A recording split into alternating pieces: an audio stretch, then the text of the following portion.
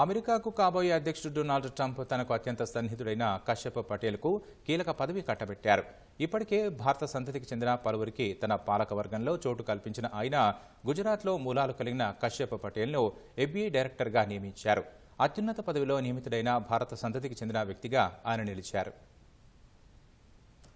త్వరలో అమెరికా అధ్యక్ష పగ్గాలు చేపట్టనున్న డొనాల్డ్ ట్రంప్ తనకు అత్యంత సన్నిహితుడైన కశ్యప్ పటేల్ను FBI డైరెక్టర్గా నియమించారు. ట్రంప్ కార్యవర్గంలో అత్యున్నత పదవి చేపట్టనున్న భారత సంతతికి చెందిన వ్యక్తిగా ఆయన నిలిచారు. ట్రంప్ మొదటిసారి అమెరికా అధ్యక్షునిగా పనిచేసినప్పుడు కూడా కశ్యప్ పటేల్ పలు కీలక బాధ్యతలు నిర్వహించారు. రక్షణ శాఖ చీఫ్ ఆఫ్ స్టాఫ్గా, నేషనల్ ఇంటెలిజెన్స్ డిప్యూటీ డైరెక్టర్గా, నేషనల్ సెక్యూరిటీ కౌన్సిల్లో ఉగ్రవాద నిరోధక సీనియర్ డైరెక్టర్గా పనిచేశారు.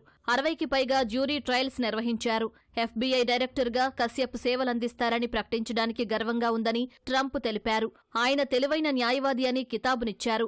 కశ్యప్ తన కెరీర్ మొత్తం అవినీతిని వెలుగులోకి తేవటానికి, న్యాయంతో పాటు అమెరికన్లను కాపాడేందుకు పోరాటం చేసిన అమెరికా ఫస్ట్ ఫైటర్ అని ట్రంప్ తన సొంత సామాజిక మాధ్యమం ట్రూత్లో పెట్టిన పోస్ట్లో ప్రశంసించారు.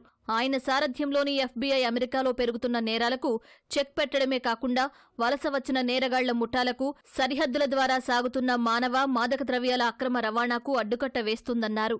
Kashyap Patel attorney general Pam Bondi సారథ్యంలో పనిచేస్తూ FBIకి పూర్వ వైభవం తెస్తారని విశ్వసిస్తున్నట్లు తెలిపారు.